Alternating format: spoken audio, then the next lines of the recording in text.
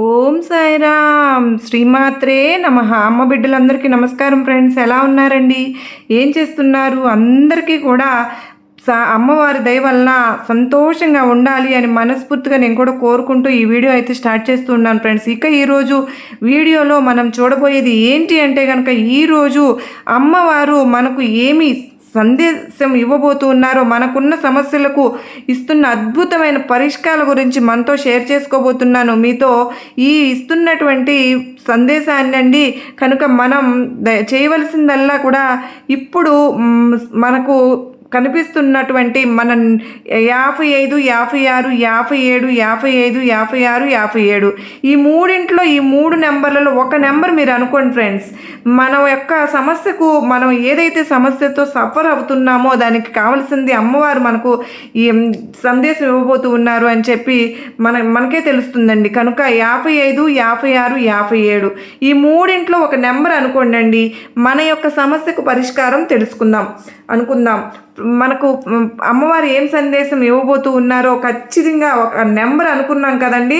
ఇప్పుడు మొట్టమొదటిగా 55 అని నెంబర్ ఎవరైతే అనుకుంటున్నామో వారి కోసం అమ్మవారు మనకు నువ్వు ఏది సమస్యతో సఫర్ అయిపోతున్నామో, అంటే ఉద్యోగం కోసం కావచ్చు, ఉద్యోగం మనం సఫర్ అవుతున్నాం అనుకోండి, కనుక అమ్మవారు మన కోసం ఈ యొక్క పరిష్కారం అనేది కూడా చూపారండి. కనుక ఉద్యోగం కోసం ఎవరైతే కనుక పరితపిస్తూ ఎక్కువగా కష్టపడుతూ శ్రమిస్తూ, అయ్యో ఈ ఇంటర్వ్యూలో నేను సెలెక్ట్ అవుతాను లాస్ట్ వరకు వచ్చి లాస్ట్ రౌండ్ మిస్ అయిపోయింది, చాలా రోజులుగా ట్రై చేస్తున్నాను, నాకు ఉద్యోగం అనేది ఇంకా ప్రాప్తించలేదు అని చెప్పి ఎవరైతే సఫర్ అవుతూ కష్టపడుతూ వాటి గురించి ఆలోచిస్తూ జాబ్ వస్తే మా కష్టాలు తీరిపోతాయని ఎవరైతే అనుకుంటూ ఉంటున్నామో, తప్పకుండా వారికి అమ్మవారు ఇస్తున్న పరిష్కారం అంటే 55 అనుకున్న వారికి అమ్మవారు ఇస్తున్న పరిష్కారం ఏంటి అంటే కనుక, ప్రభుత్వ కార్యాలయం నందు సఫలత కలుగు వేలాది జనములతో నిన్ను ఎన్నుకొనెదరు. అంత మాత్రమే కాదండి, వృత్తిలో మీ యొక్క ఉద్యోగ ఫలం కోసం మీరు ఎవరైతే గవర్నమెంట్ జాబ్ కోసం ప్రయత్నిస్తూ ఎగ్జామ్స్ రాస్తూ వాటిలో మంచి ర్యాంకు రావాలి, ఈ ర్యాంకు వస్తే మేము సెలెక్ట్ అవుతాము అనుకున్న వాళ్ళు, లేదా ఈ ఇంటర్వ్యూ మేము అటెండ్ అయితే సెలెక్ట్ అవుతాము అని చెప్పి ఎవరైతే ప్రయత్నిస్తూ ఉంటామో వాళ్ళందరూ కూడా చేయవలసింది, తప్పకుండా మీకు ఆ యొక్క యోగ్యత అనేది కలుగుతుంది, అంటే ఉద్యోగ ప్రాప్తం అనేది కలుగుతుంది. మీరు చేయవలసిందల్లా ప్రభుత్వ ఉద్యోగం కోసం ఎవరైతే ప్రయత్నిస్తున్నారో వాళ్ళు చేయవలసింది ఏంటి అంటే, కలకండను అంటే పంచిపెట్టుకుంటే కనుక, మనం కలకండ అనేదండి ఎక్కువగా అప్పట్లో చక్కగా మనం ఎప్పుడు మన పాలతో మనం తయారు చేసుకుని మనం కనుక అమ్మవారి దగ్గర నివేదించుకుని ఆ యొక్క చక్కగా అనేది మిఠాయి అని చెప్పి ఉంటుంది కదండి, ఆ మిఠాయి మనం దానం ఇస్తూ ఉండవచ్చండి. ఎందువల్ల అంటే మనకున్న ఆ యొక్క ఉద్యోగం ప్రయత్నిస్తున్నప్పుడు అది ఒక తీపి వార్త అని ఆ యొక్క తీపి అనే దానం చేసి మనకు ఉద్యోగ ప్రాప్తం అనేది కలుగుతుందండి.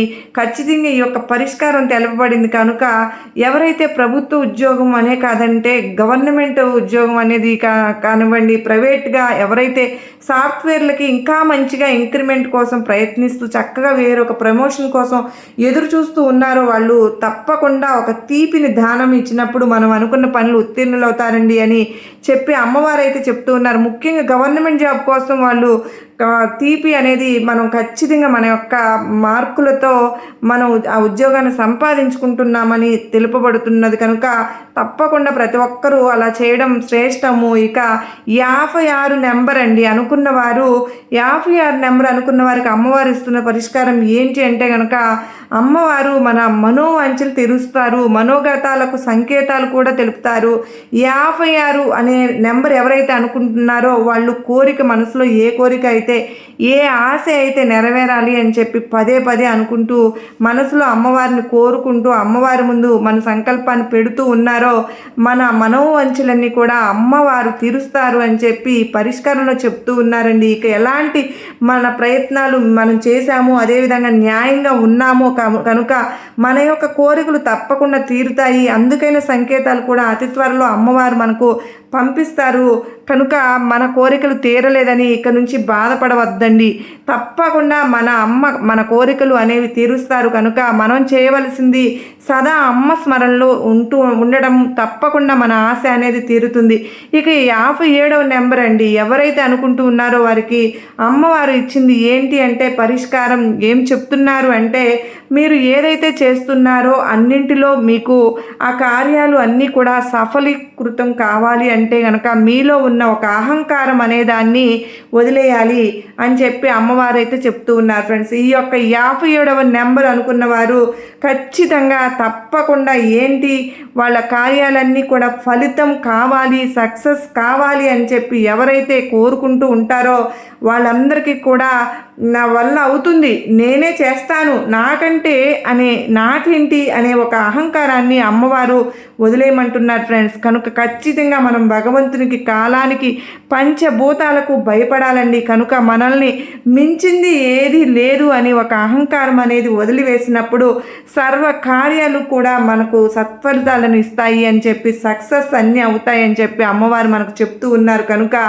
ఆ యొక్క అహంకారాన్ని వదిలేద్దామండి. ఆ యొక్క ధీమా మన మనసులో ఏదైతే ఉందో దాన్ని వదిలేసేద్దాం. తప్పకుండా మన కోరిక, మన యొక్క పని ఏదైతే మనం తలపెట్టామో ఆ పని సద్వినియోగకరంగా జరిగి మంచి సక్సెస్ అనేది మనకు దొరుకుతుందండి.